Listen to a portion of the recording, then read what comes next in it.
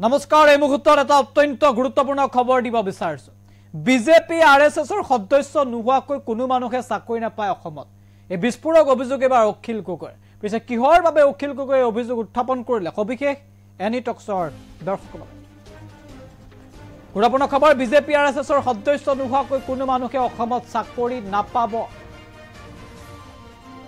বিস্ফোৰক অভিযোগ এবাৰ অখিল গগৈৰ শিক্ষা বিভাগে প্ৰকাশ কৰা শিক্ষক নিযুক্তিৰ নতুন খচৰাক লৈ উদ্বিগ্ন অখিল গগৈ অতিৰিক্ত পৰীক্ষাৰ বিৰুদ্ধে গৱেষক শিক্ষাৰ্থীক প্ৰতিবাদৰ আহ্বান বিধায়কগৰাকী মহাবিদ্যালয় শিক্ষক নিযুক্তিৰ যি খচৰা সেই খচৰাক লৈ সৰব হৈছে অখিল গগৈ সংবাদমেলৰ জৰিয়তে ক্ষুদ্ধাৰ সমালোচনা বিজেপি চৰকাৰ অখিল গগৈৰ মন্তব্য আছে আগবঢ়াইছে এটো হল আসলতে মানে বিজেপি আৰু আৰএছএছৰ সদস্য নোহোৱাকে কোনো মানুহে চাকৰি অসমত নাপাব তাৰ কাৰণে কৰা এই আটাইবিলাক যোগ্যতা থকাৰ পাছত এতিয়া অসম চৰকাৰে এই যিটো ভেকু ভাওনা ইণ্টাৰভিউৰ নামৰ যিটো ভেকু ভাওনা নতুন এটা পৰীক্ষাৰ ভেকু ভাওনা কৰিব কৈছে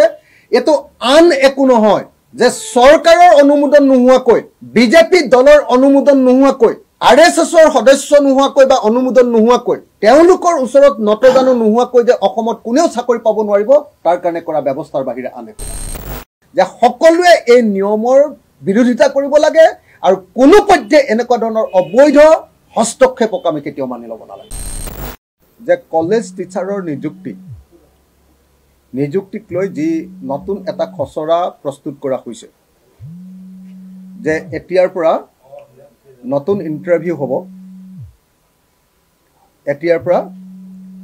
ভাইভা হ'ব নতুন পৰীক্ষা হ'ব আৰু সেই পৰীক্ষাত নিজৰ যিটো গৱেষণাৰ বিষয় সেইটোৰ ওপৰত অকল 5 নম্বৰ থাকিব আৰু বাকি অগৰং বগৰং প্ৰশ্ন থাকিব 95% এটো হল আসলতে মানে বিজেপি আৰু আৰএছএছৰ সদস্য নোহোৱাকে কোনো মানুহে চাকৰি অসমত নাপাব তাৰ কাৰণে কৰা এটা ব্যৱস্থা আপোনালোকে সকলোৱে জানে যে কলেজ এখনৰ অধ্যাপক হ'বৰ কাৰণে বা কলেজ এখনৰ প্ৰবক্তা হ'বৰ কাৰণে বা সহকাৰী অধ্যাপক হ'বৰ কাৰণে আপোনালোকে সকলোৱে জানে যে কি কৰিব লাগে সদায় মাষ্টাৰ্ছটো কৰিবই লাগিব তাৰ পাছত তেওঁলোকে নেট বা স্লেট পাছ কৰিব লাগিব নেট বা স্লেট পৰীক্ষাটোৱে এনেকুৱা যে তাত সকলো সাধাৰণ জ্ঞানৰ প্ৰশ্নবিলাকৰো সম্পূৰ্ণৰূপে পৰীক্ষা লোৱা হয় আৰু সেইটো নেশ্যনেল এলিজিবিলিটি টেষ্ট ৰাষ্ট্ৰীয় যোগ্যতা আছে নে নাই তাক পৰীক্ষা কৰা হয় আৰু ৰাষ্ট্ৰীয় যোগ্যতা আছে নে নাই সেই পৰীক্ষা কৰাৰ পাছত আকৌ এটা ভাইভা অনুষ্ঠিত কৰা আকৌ এটা পৰীক্ষা অনুষ্ঠিত কৰা এটো কেতিয়াও গণতান্ত্ৰিক ব্যৱস্থা হ'বই নোৱাৰে গতিকে কলেজ শিক্ষকৰ কাৰণে এই যিটো নতুন ব্যৱস্থা আনিব খুজিছে এটো আমি কেতিয়াও মানি ল'ব নোখোজো দ্বিতীয়তে আমি সকলোৱে জানো যে কলেজ শিক্ষক এজনে অকল নেট পাছ কৰিলে নহব কলেজ শিক্ষক এজনে আজিকালি পিএইচডি কৰাটো বাধ্যতামূলক অৰ্থাৎ যিটো বিষয়ত তেখেত প্ৰফেসৰ হ'ব সেইটোৰ ওপৰত তেখেতে গৱেষণাও কৰি আহিছে তেখেত এজন বিশেষজ্ঞ ইমানখিনি যোগ্যতা থকাৰ পাছত বিষয়টোৰ ওপৰত ইমানখিনি যোগ্যতা থকাৰ পাছত মাষ্টাৰ্ছ কৰিছে নেট পাছ কৰিছে পিএইচডি কৰিছে এই আটাইখিনি যোগ্যতা থকাৰ পাছত পেপাৰ প্ৰেজেন্টেচন আনকি ইন্টাৰনেশ্যনেল পেপাৰ দিব লাগে তেওঁলোকে এই আটাইবিলাক যোগ্যতা থকাৰ পাছত এতিয়া অসম চৰকাৰে এই যিটো ভেকু ভাওনা ইন্টাৰভিউৰ নামৰ যিটো ভেকু ভাওনা নতুন এটা পৰীক্ষাৰ ভেকু ভাওনা কৰিব কৈছে এটো আন একো নহয় যে চৰকাৰৰ অনুমোদন নোহোৱাকৈ বিজেপি দলৰ অনুমোদন নোহোৱাকৈ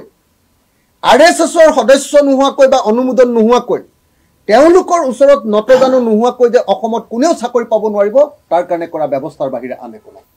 এয়া হ'ল গেৰুৱাকৰণ নিযুক্তিৰ গেৰুৱাকৰণ বুদ্ধি তাৰ বাহিৰে আন একো নহয় আৰু সেই কাৰণে কোনো পধ্যে এই নিয়ম আমি মানি নলওঁ